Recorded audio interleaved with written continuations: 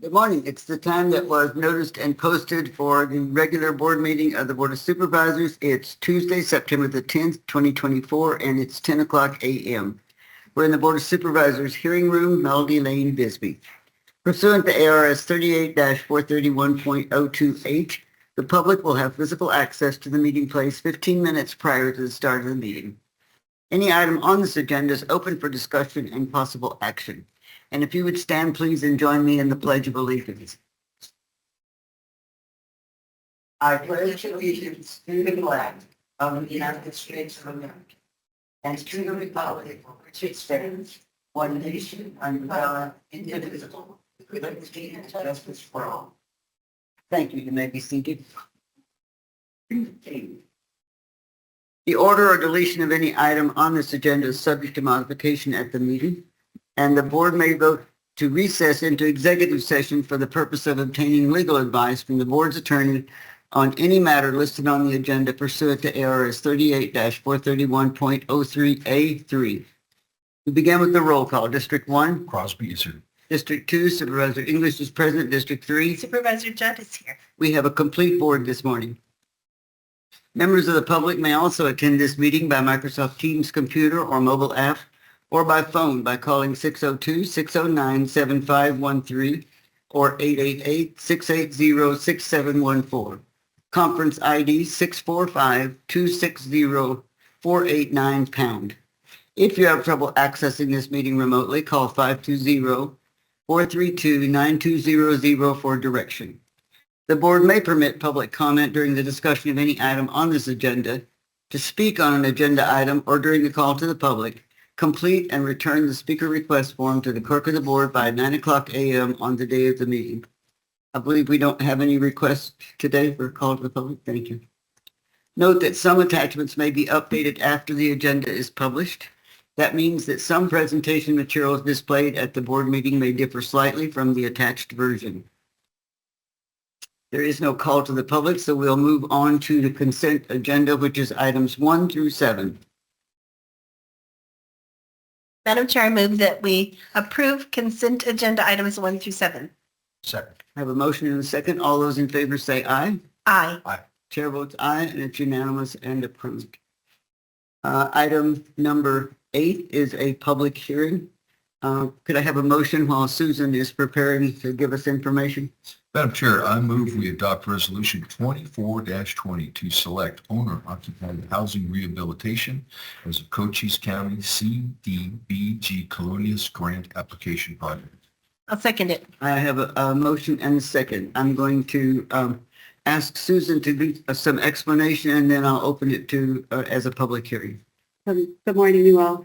The Arizona Department of Housing has another CDBG grant opportunity. This one is specifically a Colonias grant. It's a competitive grant. It's only offered once every 2 years. And even though this falls on the heels of the previous grant that you all allowed us to submit, if we don't submit this application, we won't have an opportunity to do so for another 2 years. So some of the grant criteria is that it obviously has to be located in a Colonias. We have several in the county. We have Bowie, San Simone, 2 neighborhoods in Benson, Lower Huachuca City, the Crown Townsite in Sierra Vista. Wilcox has the Railview neighborhood and the original Townsite. Tombstone, Winchester Heights, and 4 neighborhoods in Bisbee are all Colonia. In addition to be located in a Colonias, there are other criteria. It has to address a national objective, and so that would include the must benefit low to moderate income residents. Also, there are only particular activities that can apply for this grant, and those include addressing safe, decent housing, the lack of potable water, the lack of a sewer system. Those have to be shovel-ready projects. In addition, if you want to do engineering formal plans for a wastewater treatment plant or for a potable water delivery system, that would be allowed as well. We held a public participation meeting last Tuesday, September 3rd. We had a resident speak in support of selecting owner-occupied housing rehab for this project. Again, we think this is the only viable project because it is shovel-ready and because we have our NEPA document nearly completed. It's been approved for publication by Arizona Department of Housing. Otherwise, if we were to choose a different project, it would have to be shovel-ready, or it would have to be submitting engineering plans for potable water or wastewater treatment plant, and it also would have to have its NEPA documentation ready. Also, it can be used in different areas of the county. We were just talking about how many colonias we have throughout the county. The city of Bisbee has expressed interest in being included in this grant. Previously, they submitted their own colonias grant application a couple years ago for owner-occupied housing rehab. But this cycle, they would like to be included in ours. They have been working hard to pre-qualify applicants to develop a waiting list should you select the project and should it be awarded. It is a competitive grant. So we're forwarding for your consideration the selection of owner-occupied housing rehab for this Colonias grant opportunity. Okay, I'm going to open the public hearing on Resolution 2420. Any board members have any questions or comments? Yes, Tom. Ms. Bronson, who determines shovel-ready and by what definition? Well, the Arizona Department of Housing would determine shovel-ready, but they would define that as you would have your engineering plans prepared if this were a type of project that required engineering. For example, if it's a large construction project, you would have to have all of your drawings done. And then they do require that the NEPA be completed. They requested us to prepare a 5-year NEPA document that would cover Colonia, State Housing Trust Fund, State Special Project, and CDBG Regional. So we just prepared that. We published it. They've approved that. And then the last stage is that it goes through a review period, and then we submit a request for release of funds from ADOH. So their definition is that you would have your construction drawings done if it's a construction project, and also your NEPA documents approved by ADOH. Okay, thank you very much. For housing, though, for the one that we're looking at to repair someone's home, it's not quite as extensive, though. They asked us to do the 5-year document, so that was relatively extensive, but that will cover everything for 5 years. And then each house requires what's called an Appendix A, and that's a small little environmental review for each house that is not in a floodplain. If someone digs, it won't release toxic hazardous materials. And if you're going to be disturbing paint, is it going to be disturbing lead paint? That type of issue. Okay, so I think I remember us discussing Elfrida as a colonius or possible, and then I'm missing Purtleville in here. Purtleville's a really unique community. It's not in my district, but I don't know that I don't like to exclude that. It has to be declared colonius by Arizona Department of Housing. Elfrida's been designated as one by USDA, but Arizona Department of Housing has more stringent standards.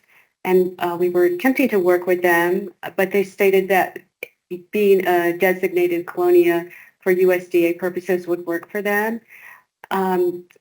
Douglas is excluded because it's a CDB. This is a CDBG grant, and we can't work within the city limits of Douglas or the city limits of Sierra Vista because they receive their own CDBG grant money.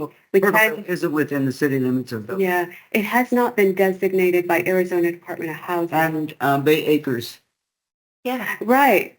We wondered about that too, but that is not on their list of designated colonia. Well, they come and go, so some have been in the past, Ms. Judd, and they drop them occasionally. So it's a process to get someone back on that list. Right. And NACO also is not on the list. Right. Is there a possibility that we could make sure that if this were to be awarded, that we could make sure that some of our other funds go to those other needed communities, and you steer, I know you would do this, but I just want to say it out loud, if you could steer them to this grant if they qualify because they're in a Colonias, and let the money go to other communities. They would have to be designated by ADOH at the time they award the grant. We couldn't do it retroactively, unfortunately. Okay. Well, and that's okay, but whenever should- whenever in the future, whenever you've got two pots of money, if you make sure we don't give our Colonias people money that could go to Purtleville or something like that. Perhaps we could help them become designated by ADOH. Well, that too, that would help. Thank you. You bet. I just appreciate the way you do this for all of our communities, and I know you'll make it fair. Well, it requires the applicants to be proactive also. So we send out information that we have this grant opportunity, and then it is up to them to submit the application, which is lengthy in terms of its backup documentation, but we have to have it in our file because we'll be audited on those files, and we have to prove that they did in fact meet the criteria. Okay. So, it's a somewhat time-consuming process for them. It's like doing your taxes. It's about that pleasant. But, it's a very worthwhile program, and they do receive a great benefit. We do have a lot of inquiries and a lot of people who do go through that process. Good. Okay, this is a public hearing, so is there anyone in the public that wants to speak either for or against this issue? Would you come to the microphone, please, and give us your name and address?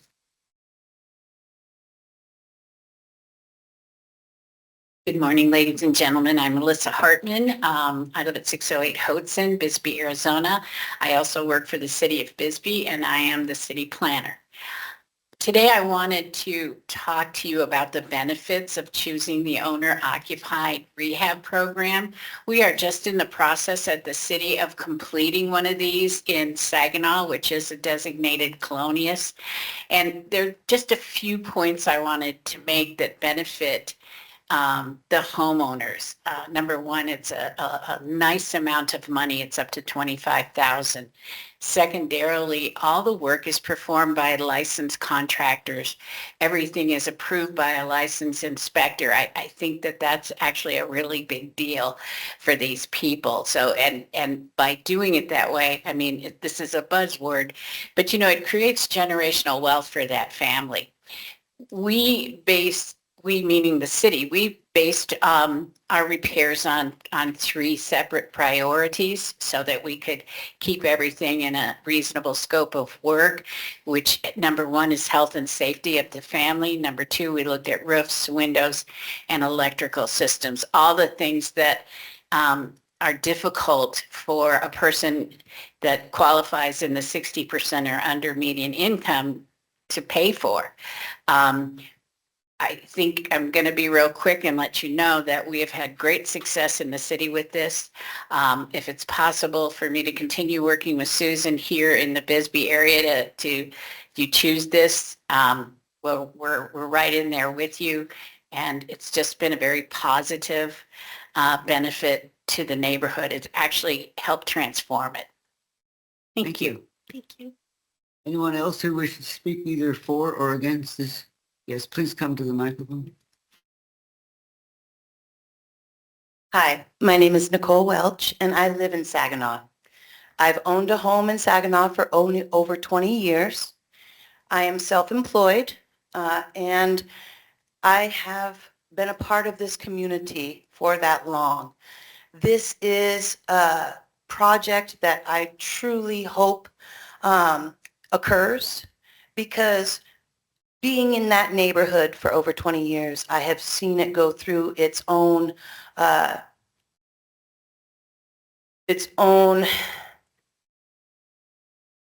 transformation with everything that has been changing, and the people that live there need assistance to just raise that basic quality of living to a level where they can continue to be a part of this community, a functioning part of this community. It is something that I feel is make it or break it with some of my neighbors and I, in terms of if we're going to be able to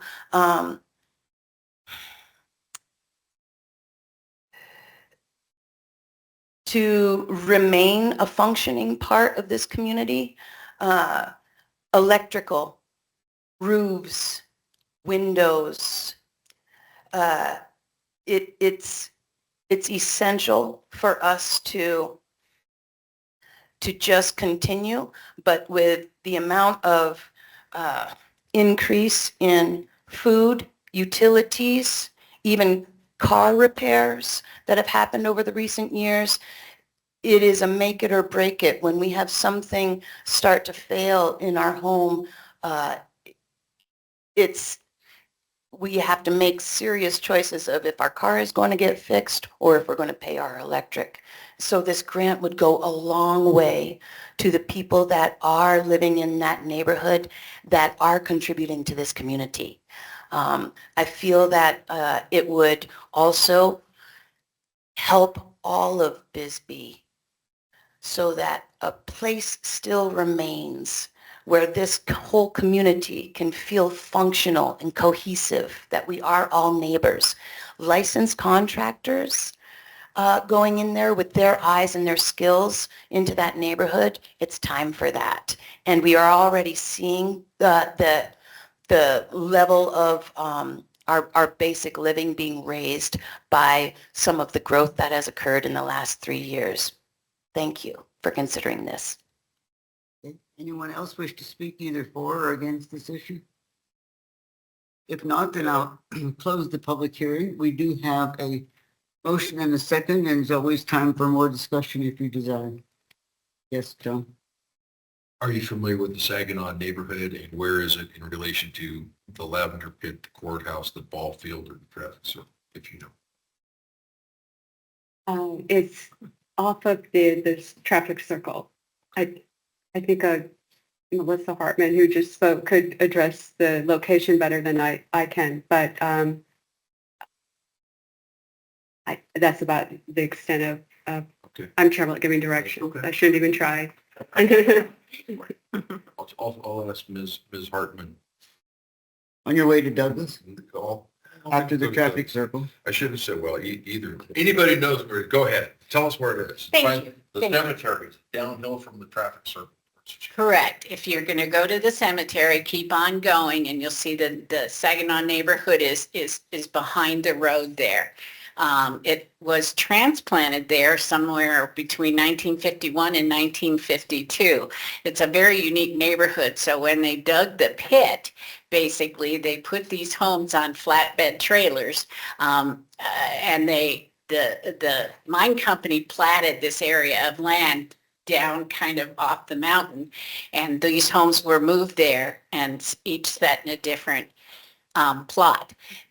So what ends up happening, like in Saginaw, and you'll find this consistent, I'm sure, all over the county, is some of them have foundations, some of them don't, some of them have timbers. So, anyway, that's where Saginaw is. So it's behind, you've got Daniels is it's Alphabet Street's ABC. correct. Absolutely correct. You're welcome. Any other discussion? Nope. If not, then I'll call for the vote. All those in favor say aye. Aye. Aye. Chair votes aye, and it's unanimous and therefore ordered. Thank you, Susan. Item number 10 and item number 11 have been, I'm removing them from the agenda because the probation department asked and they want it to be considered at a later date. So after we remove 10 and 11, we're down to state and federal legislation. Madam Chair, we have item number 9. It's Action a similar, but Oh, looked right over it. Had Susan there. I'll just assume. I'll do the Okay, so we motion. do have item number 9, which is adopting resolution 2421.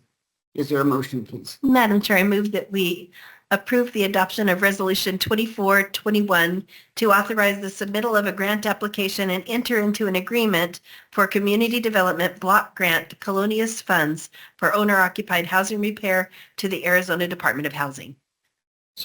We have a motion and a second. Susan? You want to explain anything more? We've approved the Resolution 2420, and now you're asking us to submit it. Is Yes, that please. correct? Correct.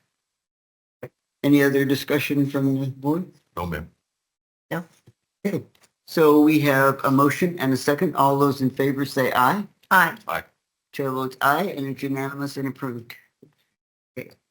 Now we move to state and federal legislation, and as far as I know, none of them are meeting right now, so no legislation to discuss. Mr. Karwachka, you have a report? I just wanted to give a quick update that the county fair will be happening late September, so September 25th through the 29th. There is an added day, so that means there's more corn dogs and curly fries to be eaten.